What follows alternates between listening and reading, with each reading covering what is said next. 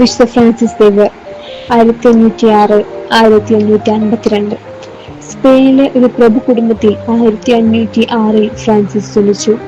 1525 Paris യൂണിവേഴ്സിറ്റിയിൽ പ്രൊഫസറായി ഉദ്യോഗം ലഭിച്ചു. റോം സഹപാഠിയായിരുന്ന 15 വയസ്സ് മൂപ്പനായ ഇഗ്നേഷ്യസ് ലയോളയുമായുള്ള കൂട്ടുകെട്ടിൽ ക്രൈസ്തവ വിശ്വാസം സ്വീകരിക്കുകയും 1534 ഇഗ്നേഷ്യസിന്റെ നേതൃത്വത്തിൽ ഫ്രാൻസിസ് അടക്കം 7 പേർ ചേർന്ന് സൊസൈറ്റി ഓഫ് ജീസസ് അല്ലെങ്കിൽ ഈശോസഭ ജെസ്യൂട്ട്സ് എന്ന പേരിൽ ഒരു സംഘം രൂപീകരിക്കുകയും ചെയ്തു.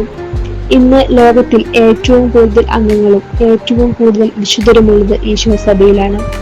സഭാ സ്ഥാപനത്തിന് ശേഷമുള്ള ഇവരുടെ തീക്ഷ്ണതയേറിയ പ്രവർത്തനത്തിന് സമ്മാനമായി 1537 ഇവർക്ക് വൈദിക പട്ടം നൽകപ്പെട്ടു.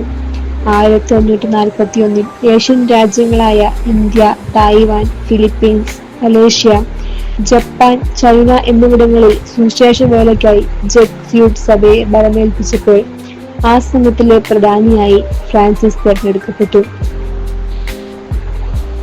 പോർച്ചുഗീസ് ഭരണത്തിൽ കീഴിലായിരുന്നപ്പോൾ ഇന്ത്യയിലെ ഗോവയിലെ കടൽത്തീരം കേന്ദ്രീകരിച്ചാണ് ഫ്രാൻസിസ് തന്റെ മിഷൻ പ്രവർത്തനം നടത്തിയിരുന്നത്.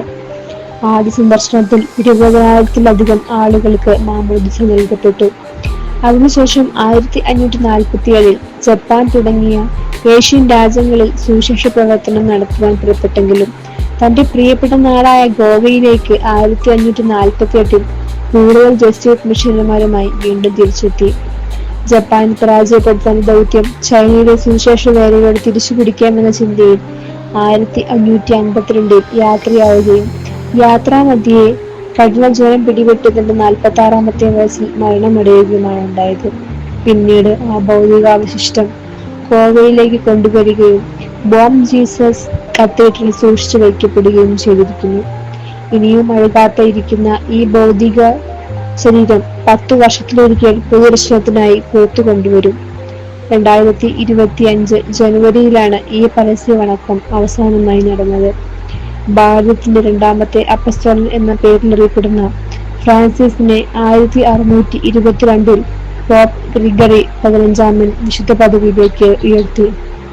1941 വിദേശ മിഷന്റെ മധ്യസ്ഥനായി പിയൂസ് 10 മാർപ്പാപ്പ വിശുദ്ധനെ പ്രഖ്യാപിച്ചു.